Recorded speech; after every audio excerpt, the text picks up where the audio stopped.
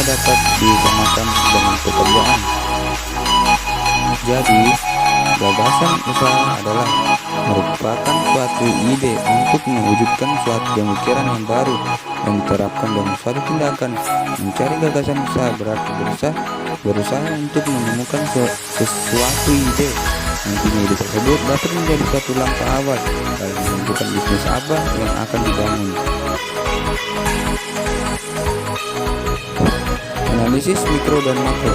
Ekonomi mikro merupakan cabang ilmu ekonomi yang mempelajari tentang variabel-variabel ekonomi dalam lingkup lebih kecil, seperti perusahaan, permintaan dan penawaran, produksi, harga, dan lainnya.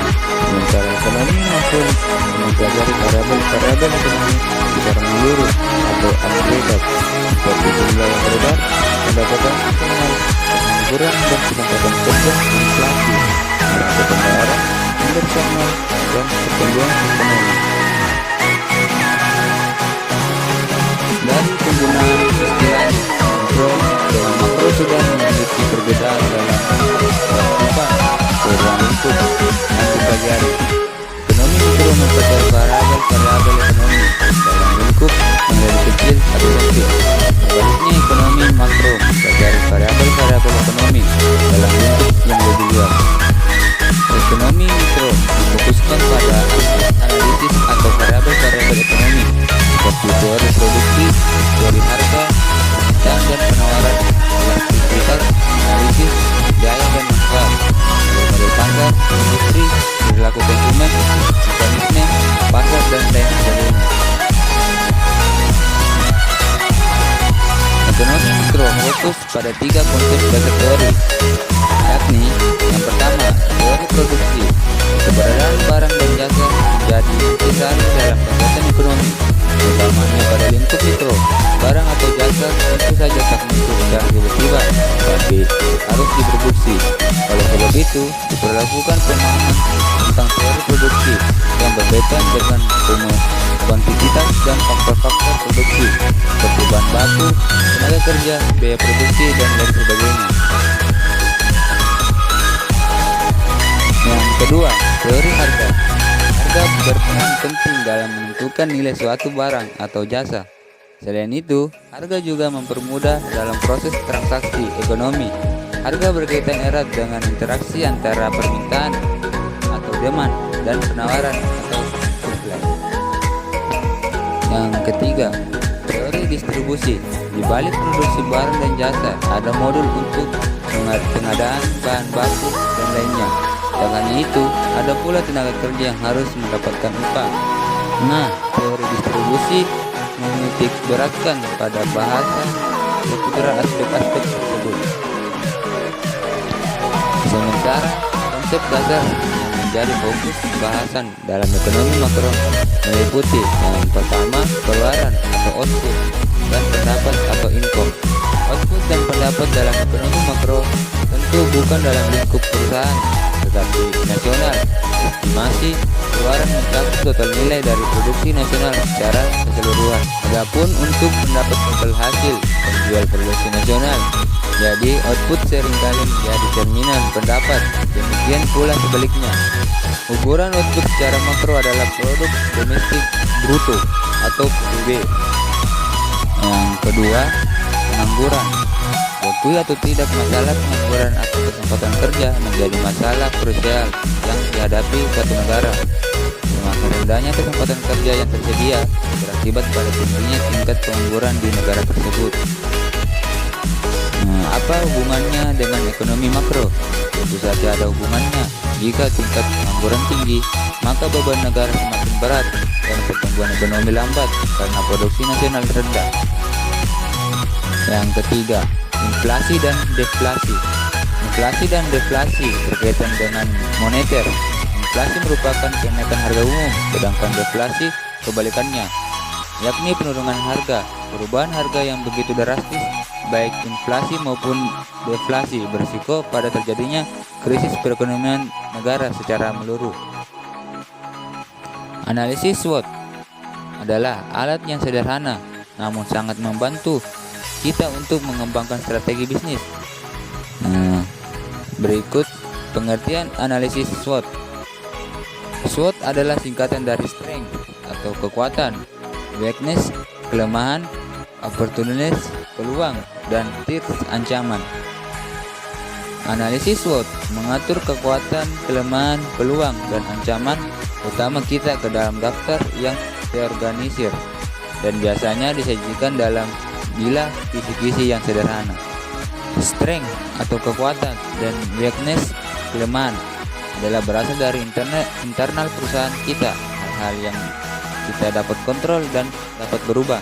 Contohnya termasuk siapa yang ada di tim kita, paten dan properti intelektual kita, dan lokasi kita. Opportunities atau peluang dan threats, ancaman, adalah hal eksternal yang mempengaruhi bisnis atau hal-hal yang terjadi di luar perusahaan kita. Pada pasar yang lebih besar, kita dapat memanfaatkan peluang dan melindungi dari ancaman, tetapi kita tidak dapat mengubahnya. Contohnya termasuk pesaing, harga bahan baku, dan tren belanja pelanggan. Contoh pernyataan yang dapat membantu menginspirasi analisis kita. Yang pertama, kekuatan, strength. Kekuatan atau strength adalah poin internal dan positif dari perusahaan kita. Ini adalah hal-hal yang berbeda dalam kendali kita. Contohnya, proses bisnis apa yang berhasil, aset apa kita miliki di tim kita, seperti pengetahuan, pendidikan, jaringan, keterampilan, dan reputasi. Aset fisik apa kita miliki, seperti pelanggan, peralatan, teknologi, pendanaan, dan paten produk. Apa keunggulan kompetitif yang kita miliki dibandingkan pesaing kita? Kelemahan atau weakness. Kelemahan adalah faktor negatif yang mengaruhi kekuatan kita. Ini adalah hal-hal yang kita mungkin perlu tingkatkan agar menjadi lebih kompetitif. Pertama, adakah hal-hal yang kita lakukan untuk menjadi lebih kompetitif? Yang kedua, proses bisnis apa yang perlu kita diperbaiki? Apakah ada aset unik yang dibutuhkan perusahaan kita seperti pendanaan atau peralatan? Apakah ada celah di hidup kita? Apakah jabatan kita ideal yang konsisten kita? Peluang atau opportunity. Peluang adalah faktor eksternal dalam bisnis kita yang berkontribusi pada kesuksesan bisnis. Contohnya, apakah market bisnis kita berkembang dan apakah orang-orang membeli lebih banyak dari apa yang kita jual? Adakah cara atau efek yang dapat dimanfaatkan perusahaan kita dalam pengembangan bisnis? Apakah ada perubahan peraturan yang akan mempengaruhi perusahaan kita secara positif jika bisnis kita terus berkembang? Apakah itu berarti pelanggan menggunakan produk kita? Ancaman atau threat. Ancaman adalah faktor eksternal yang dapat kita kendalikan.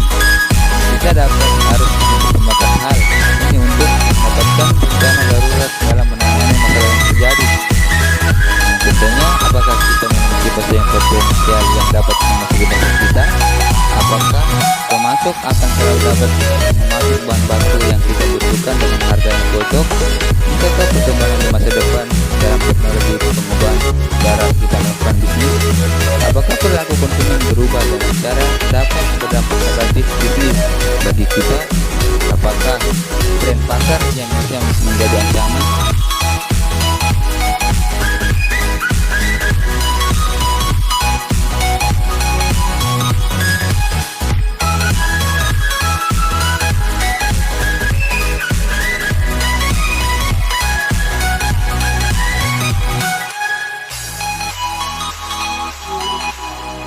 Baiklah, dan materi terakhir yaitu pengertian aktualisasi diri.